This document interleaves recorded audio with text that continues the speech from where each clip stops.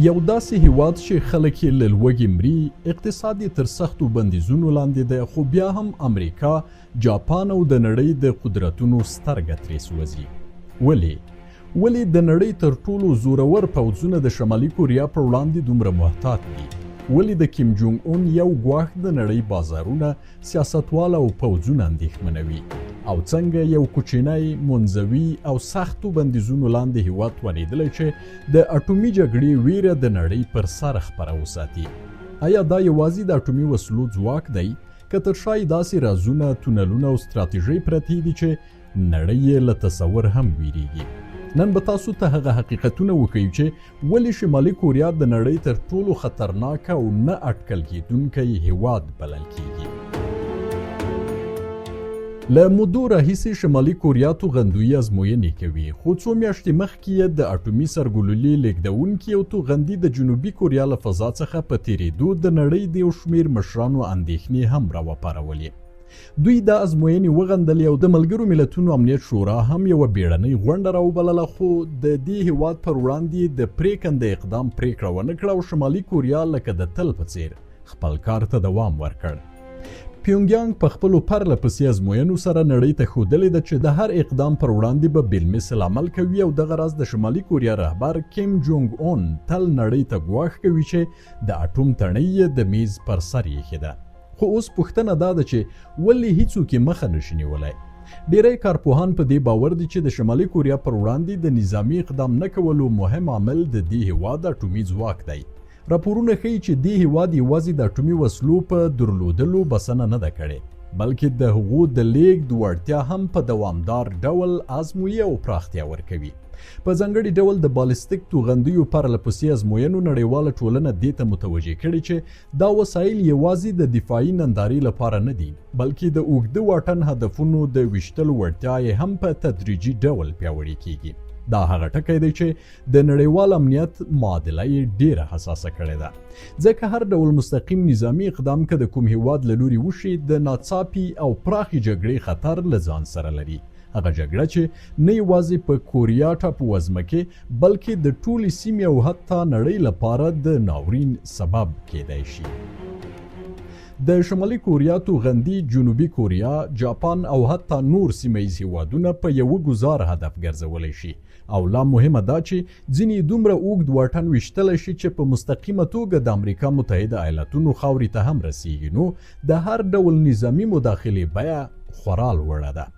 امریکا ډاډه نه ده چې د ناڅاپي هوایي بریدونو له لارې د شمالي کوریا ځمکې لاندې توغندویي ځواک په بشپړ ډول له منځه یوسي، ځکه تر ټولو لویه ویره دا ده چې که حتی یوازې یو واحد توغندی هم پاتې شي نو هغه به د داسې غبرګون سبب شي چې نړۍ له یوې محدودې شخړې څخه یوې پراخې او ناڅاپي فاجعې ته ورټېل وهي. خو مسله یوازې د اټومي برید په ویرې پورې محدوده نه ده. د سیول ښار چې د امریکا د مهم متحد جنوبي کوریا پلازمینه ده، یوازې شاوخوا 50 کیلومتره د شمالي کوریا له پولې څخه لرې پروت دی. هغه واټن چې د هر ډول شخړې په لومړیو شیبو کې د یوې سترې انساني فاجعې پر میدان بدلیدای شي. له همدې امله سره له دې چې متحده ایالات او جنوبي کوریا دواړه پرمختللي هوایي دفاعي سیستمونه او پراخ نظامی ظرفیت لري، بیا هم د داسې ناڅاپي او بشپړ تضمین نه لرونکي ګواښ د مخنیوي لپاره مطلق ډاډ شتون نه لري. موضوع هلته لا پیچلې کیږي چې د دې هیواد د نظامی ځواک لویه برخه په پراخو ځمکنیو تونلونو او تر ځمکې لاندې پټو تاسیساتو کې ځای پر ځای شوې ده. هغه شبکه چې دقیق موقعیتونه یې لا هم د بهرنیو استخباراتي ادارو لپاره په بشپړ ډول روښانه نه دي. دا پټ جوړښتونه د هر ډول ناڅاپي برید په وړاندې د دوی د دفاعي ستراتیژۍ یوه مهمه برخه جوړوي. سربیره پر دې د شمالي کوریا د نظامی جوړښت یوه بله ځانګړنه دا ده چې د دې هیواد د بشري ځواک کچه په نړیوالو راپورونو کې د میلیونونو فعالو سرتیرو په توګه یادېږي. ویل کېږي چې په پراخه کچه ځواکونه په فعاله توګه د خپل هیواد تر بیرغ لاندې خدمت کوي او له دې سربیره په میلیونونو نور کسان د اړتیا په صورت کې د چټک نظامی اقدام لپاره په بشپړ ډول چمتووالي کې ساتل کېږي. دا یوازې د پوځ خبره نه ده، بلکې د ټولنې په کچه یو ژور نظامی ذهنیت موجود دی.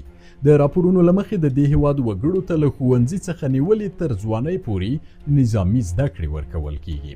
ترڅو هر فرد د احتمالي ګواښونو په وړاندې د دفاعي اصولو له بنسټیزو مهارتونو سره بلد شي.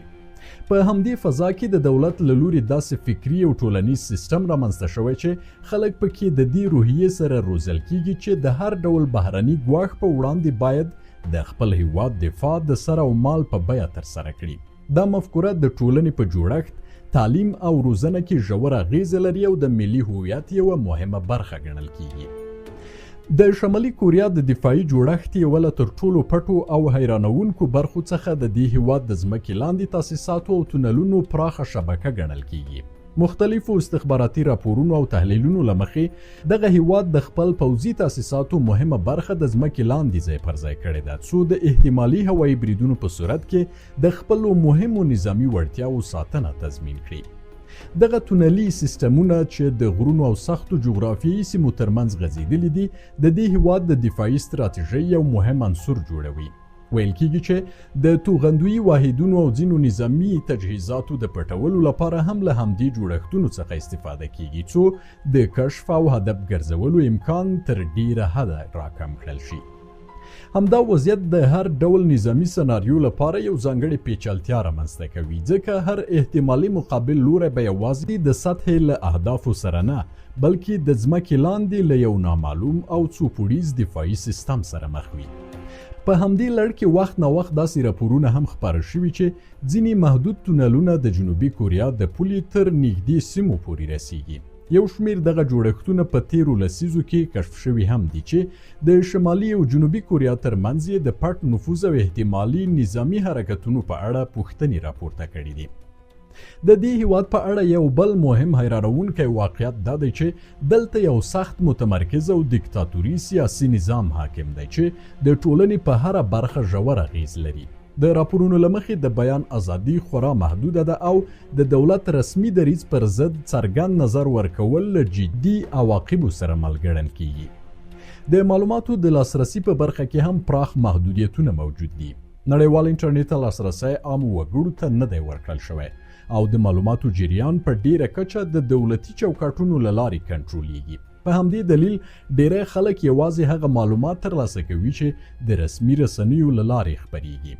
دا وضعیت د دې لامل شوی چې د ټولنې فکري فضا تر ډیره حده دولتي روایتونو تر اغیز لاندې وي او د بهرنۍ نړۍ په اړه انځور هم د همدې چوکاټ له مخې جوړیږي. په رسمي روایت کې د امریکا متحده ایالاتونو او جنوبي کوریا په څیر هیوادونه د اصلي سیاسي او نظامی مخالفینو په توګه وړاندې کیږي چې دا لید د عامه ذهنیت په جوړښت کې مهم رول لري.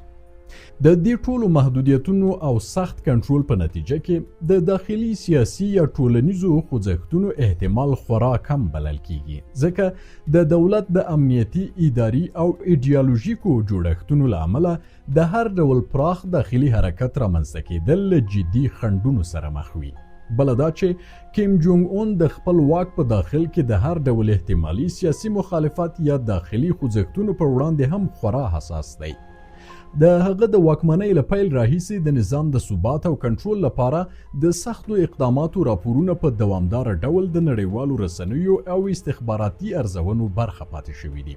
په دې لړ کې ځینې ډېرې مشهورې او جنجالي پیښې هم یادېږي. د بیلابیلو راپورونو له مخې د هغه د کورنۍ او نږدې حلقې ځینې غړي یا لوړپوړي چارواکي د سختو داخلي سیاسي تصفیې یا مجازاتو له پروسو سره مخ وي. د بیلګې په توګه د هغه د تره جانګ سونګ ټیک د اعدام قضیه د نړیوالو رسنیو له تر ټولو بحث برانګیزو پیښو څخه ګڼل کیږي. همدارنګه د هغه د ناسکه ورور کیم جونګ نام د مړینې پیښه هم د نړیوالو راپورونو په کچه د شدیدو سیاسي لانجو او شکونو موضوع پاتې شوې ده.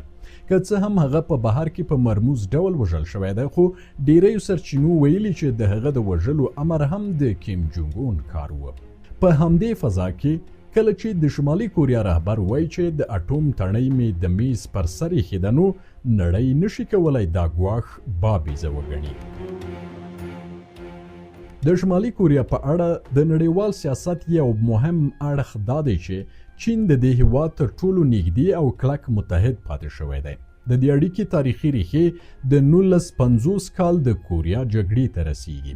په هغه جګړه کې کله چې د امریکا په مشرۍ ځواکونه د کوریا ټاپووزمې ته نږدې شول او د چین سرحدونو ته ورسېدل، چین په مستقیم ډول مداخله وکړه او د شمالي کوریا ملاتړ یې وکړ، چې په نتیجه کې د جګړې توازن بدل شو او متحد ځواکونه شاتګ ته اړ شول. له همدې تاریخي پیښې راهیسې چین د شمالي کوریا تر ټولو مهم سیاسي او اقتصادي ملاتړ کوونکی پاتې شوی دی او دغه راز د دوی ترمنځ یو دفاعي تړون هم موجود دی چې واضحوي که چیرته کوم هیواد پر شمالي کوریا برید وکړي نو چین به یې په ښکاره په کلکه دفاع کوي. البته چین په خپله د جګړې په لټه کې نه دی، ځکه د سیمې ثبات ورته تر ټولو مهم هدف دی، خو بیا هم د شمالي کوریا ترڅنګ د چین حضور د دې لپاره کافي ګڼل کیږي چې دا هیواد د مستقیمو فشارونو او ګواښونو په وړاندې نسبي خوندیتوب ولري. چین یوازې نظامی ملاتړ نه کوي، بلکې د شمالي کوریا د اقتصاد په ژوندي ساتلو کې هم مهم رول لري. سره له نړیوالو بندیزونو چین د دې هیواد لپاره د اقتصادي جریان یو مهم مسیر بلل کیږي چې د سوداګرۍ او اساسي توکو په انتقال کې اساسي ونډه لري. ډیری راپورونه ښیي چې د تیلو، خوراکي توکو او نورو اساسي اړتیاوو یوه برخه د چین له لارې یا په رسمي او یا نیمه رسمي چینلونو نورې نړۍ ته استول کیږي. د چین دا تګلاره تر ډیره د سیاسي محاسبې له مخې ده، ځکه بیجینګ د شمالي کوریا د ناڅاپي سقوط څخه ویره لري، ځکه په هغه صورت کې د کډوالو لویه څپه چین ته ورماتیږي او دا هغه موضوع ده چې چین یې د خپل امنیت لپاره جدي خطر ګڼي. له همدې امله چین تل هڅه کوي چې پر شمالي کوریا فشارونه تر هغه حده ونه رسیږي چې د نظام د سقوط سبب شي.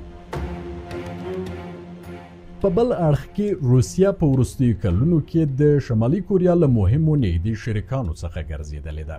که څه هم د سړې جګړې په دوره کې د دواړو هیوادونو اړیکې څو ځله ترینګلې شوې وې، خو د اوکراین د جګړې او له لویدیځو هیوادونو سره د روسیې د اړیکو د خرابېدو وروسته مسکو او پیونګیانګ یو ځل بیا سیاسي او ستراتیژیک نږدېوالی وموند.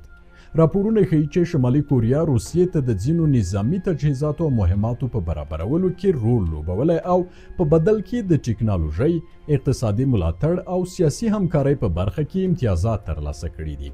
هغه بدلون چې د نړیوالو قدرتونو ترمنځ د نویو سیاسي محورونو د رامنځته کېدو یوه مهمه نښه بلل کیږي. په 2024 کال کې دواړو هیوادونو د جامع ستراتیژیک مشارکت یو نوی تړون هم لاسلیک کړ چې د همکارۍ کچه یې لا نوره لوړه کړې ده.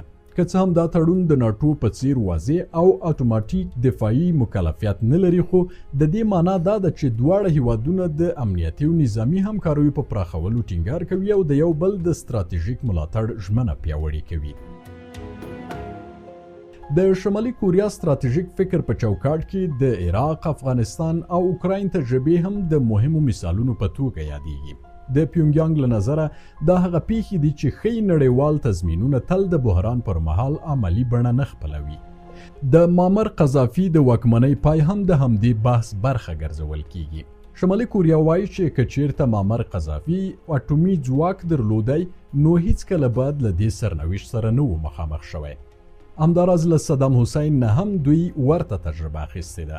که څه هم وروسته څرګنده شوه چې عراق د اموژنې هغه وسلې نه لرلې چې د جګړې یو مهم دلیل بلل کېده، خو بیا هم په 2003 کال کې د امریکا په مشرۍ برید پرې وشو، نظام یې ړنګ شو او صدام حسین وروسته اعدام شو. دا پیښه د شمالي کوریا د رسمي روایتونو په تحلیل کې د دې مثال په توګه وړاندې کیږي چې یو هیواد باید د بهرني فشار په وړاندې خپل ځواک له لاسه ورنه کړي. همدا ذهنیت د کیم جونګ اون په امنیتي لیدلوري کې هم انعکاس لري. د پیونګیانګ له نظره پر بهرنیو ژمنو بشپړ باور او په خپله خوښه بېوسلې کېدل د نظام د بقا لپاره خطرناک انتخاب ګڼل کیږي. له همدې امله شمالي کوریا د سختو اقتصادي ستونزو او بندیزونو باوجود خپل اټومي او توغندویي پروګرام د بقا د تضمین په توګه ساتي. د اوکراین تجربه هم په همدې بحث کې وخت نه وخت یادېږي. اوکراین د شوروي اتحاد له ړنګېدو وروسته د نړۍ له سترو اټومي ذخایرو څخه یوه درلوده، خو په 1990 لسیزه کې د نړیوالو تړونونو له مخې خپلې اټومي وسلې وسپارلې. په بدل کې یې د امنیتي تضمینونو ژمنې ترلاسه کړې، خو وروسته په 2014 کال کې د کریمیا پیښې او د 2022 جګړې د پیل وروسته دا موضوع یو ځل بیا د نړیوالو بحثونو مرکز ګرځېدلې ده. پیونګیانګ دا ډول پرمختګونه د خپل امنیتي منطق له زاویې ګوري او په هیڅ صورت چمتو نه دی چې حتی یو ګام هم ځان بې وسلې کېدو ته نږدې کړي یا د کیم په خبره نه غواړي د یادو کسانو په څیر ځان بې پناه او په لوی لاس بیچاره کړي. ښکاره خبره ده چې د کوریا په ټاپووزمه کې احتمالي جګړه به یوازې د دوو هیوادونو ترمنځ عادي شخړه نه وي بلکې د ټولې سیمې لپاره به یوه تاریخي فاجعه وګرځي. د جنوبي کوریا ستر اقتصادي او صنعتي بنسټونه به په لومړیو شیبو کې له جدي ګواښ سره مخ شي او په لکونو انسانان به د جګړې مستقیم قربانیان شي. د سیول په څیر پرمختللي ښارونه چې نن د نړۍ له عصري او ژوندیو ښارونو څخه شمیرل کیږي کولی شي په څو ساعتونو کې په کنډواله بدل شي. همدارنګه په جنوبي کوریا کې میش زرګونه امریکایي ځواکونه به هم په مستقیم ډول د جګړې لومړۍ کرښې ته داخل شي او دا به د امریکا لپاره هم درانه نظامي او سیاسي تلفات ولري. خو خطر یوازې بشري نه دی، اقتصادي اړخ یې هم د نړۍ لپاره ویجاړونکی ګڼل کیږي. جنوبي کوریا او جاپان د نړۍ د ټکنالوژۍ او صنعتي تولید له مهمو مرکزونو څخه دي. د سامسونګ او هایونډای او ګڼو نورو نړیوالو شرکتونو د تولیدي شبکو ګډوډېدل به یوازې سیمه نه بلکې ټوله نړیواله اقتصادي منظومه ولړزوي. بلخوا خپله شمالي کوریا هم په دې حقیقت ښه پوهیږي چې بشپړه جګړه به د دې هیواد لپاره هم د بقا جګړه وي. ښارونه به یې د بمبارونو هدف شي، میلیونونه خلک به له لوږې، اور او ګډوډۍ سره مخ شي او د شخړې وروستۍ مرحلې کولی شي د دواړو لورو له لوري د تر ټولو خطرناکو وسلو تر کارېدو پورې ورسیږي. هغه سناریو چې نړیوال مشران یې تل د یوې احتمالي نړیوالې فاجعې په توګه ویني. همدا دلیل دی چې د نړۍ رهبران هڅه کوي تر هر څه وړاندې د جګړې مخه ونیسي. د کیم جونګ اون حکومت تل هڅه کوي د خپلو توغندیو، اټومي ازموینو او تبلیغاتي ویډیوګانو له لارې خپلو مخالفینو ته دا پیغام ورکړي چې هره احتمالي تېروتنه به ناڅاپي او ویجاړونکي پایلې ولري. کله ناکله په رسمي تبلیغاتو کې داسې صحنې هم ښودل شوي چې پکې د نیویارک ښار یا د جنوبي کوریا ښارونه د اور په لمبو کې ښکاري. هغه تصویرونه چې هدف یې د ویرې فضا رامنځته کول دي. په مقابل کې نړیواله ټولنه د اقتصادي بندیزونو، سیاسي فشارونو او ډیپلوماټیکو هڅو له لارې د شمالي کوریا د محدودولو هڅه کوي.